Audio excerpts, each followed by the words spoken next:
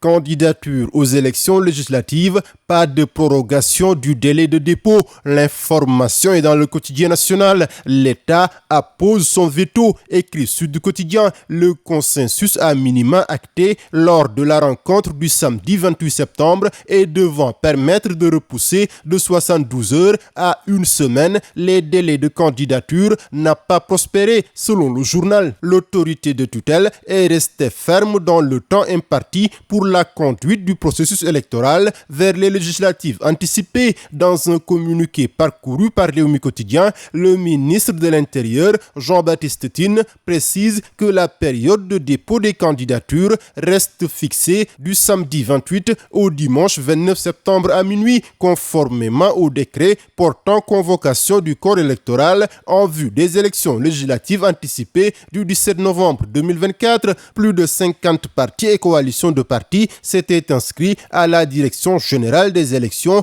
mais au final, selon l'infojournal, seule une trentaine ont déposé leur dossier. À ces élections législatives anticipées, c'est le temps des listes. Ousmane Sonko, Amadou Ba, Macky ou Karim et probablement Barthélémy Diaz, tête de liste de leurs coalitions respectives. Ça va saigner grave, prévient Source A, avec des rudes batailles en perspective entre retrouvailles, recomposition et famille idéologique, écrit le quotidien. La classe politique fait sa mue. L'opposition la plus représentative a réuni ses forces et réussi des alliances à travers des intercoalitions dans la majeure partie des départements du Sénégal. Macky Sall et Karim Wade sont pressentis sur la liste nationale pour réguler, selon les Échos, donner au pouvoir la majorité à l'Assemblée nationale et gros danger, c'est renforcer la dictature, avertit Maître Oumar Youm de l'APR dans Bës Bi Le Jour. Nous n'avons pas peur de ces intercoalitions.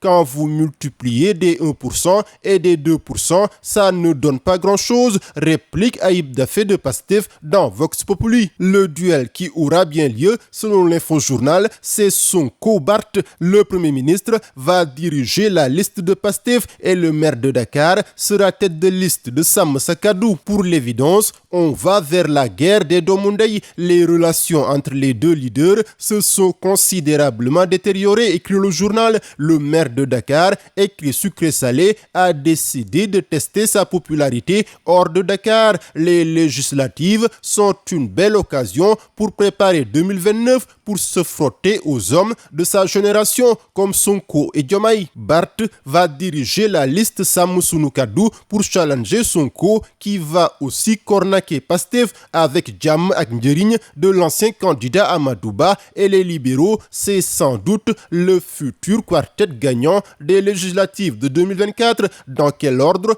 Pour l'instant, c'est un secret des urnes qui relève évidemment de la souveraineté du peuple sénégalais. Alors, rupture précoce ou continuité, s'interroge le biétiste.